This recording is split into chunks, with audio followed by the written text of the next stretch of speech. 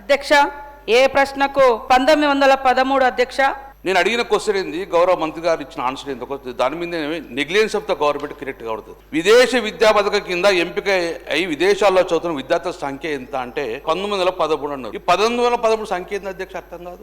23 ఫిబ్రవరి తర్వాత ఇంతవరకు selection లిస్టే final అధ్యక్ష. 27/1/25 మాత్రమే సెలక్షన్ లిస్టు ఎస్సీ అధ్యక్ష. ఇప్పటి వరకు కూడా వాళ్ళకు లిస్టు ఫైనల్ చేయలేదు అధ్యక్ష. కొత్త వాళ్ళని పిల్లలేదు అధ్యక్ష.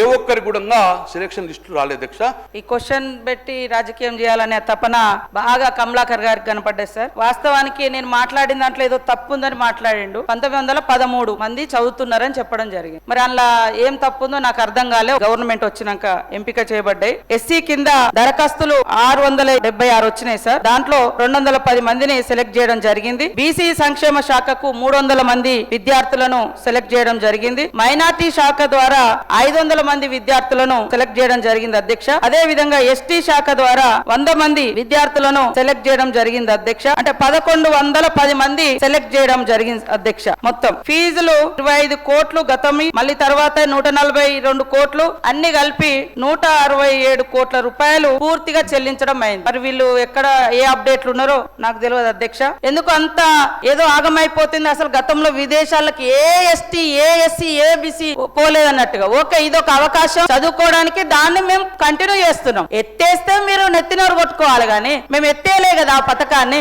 చూసుకోండి, అరే మీరు వెబ్సైట్ లో చూసుకోండి, మీరు వెబ్సైట్ లో చూసుకోండి. మరి కమలాకర్ లాగానో ఇంకో పెద్దల లెక్క మేము ప్రైవేట్ స్కూళ్ళ నుంచి వచ్చిన కాదు సార్. మాకు సూటిగా గవర్నమెంట్ స్కూళ్ళలో చదివినాం, గవర్నమెంట్ హాస్టల్స్ లో వచ్చినాం.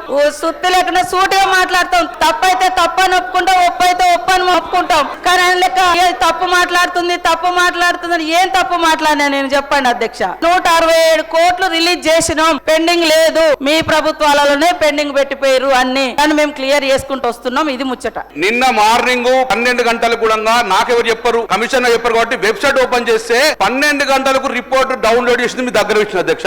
అందులో ఏ ఒక్కరు సెలక్షన్ కాలేదు. 2023 నుంచి ఏ ఒక్కరు సెలెక్షన్ కాలని చెప్పి మీ ప్రభుత్వ వెబ్సైట్ చెప్పారు. నాకు తెలియదు మరి అర్ధరాత్రి మళ్ళీ లిస్ట్ అవని చెప్తే నాకు తెలియదు. నిన్న సండే అప్లోడ్ అయినాయి సార్. అప్లోడ్ అయినాయి ఆల్రెడీ. నేను చెప్పిన సంఖ్య ప్రకారం గతం కంటే ఎక్కువ డబుల్ గా ఆతృత పడాల్సిన అవసరం లేదు. కాకుంటే బాగుండు అనేది వాళ్ళ బాధ సార్. మేము చేస్తా ఉంటే కాకుంటే మేము చెప్పుకోవచ్చు, రాజకీయం చేసుకో. అరే కావాలి, ఎడ్యుకేషన్ కాడ రాజకీయం వద్దని నేను మస్తు సార్లు చెప్తా ఉన్నా సార్. మీరే చెప్తున్నారన్నా. ఆయన అయితే బీటెక్ కాలేజ్ లో రామ్టెక్ కాలేజ్ లో చదువుకుని ఆయన నాలెడ్జ్ ఉంది. నేను ఎస్టీ గర్ల్స్ హాస్టల్ ఎండాకాలం వానకాలం చదువు లెక్క నాదైంది సార్. అయినా కూడా సమాజాన్ని చదివిన కాబట్టి కొంచెం సమాజ జ్ఞానం, పబ్లిక్ ఇచ్చిన జ్ఞానం తోటి ఈ స్థాయిలోకి వచ్చిన సార్ నేను.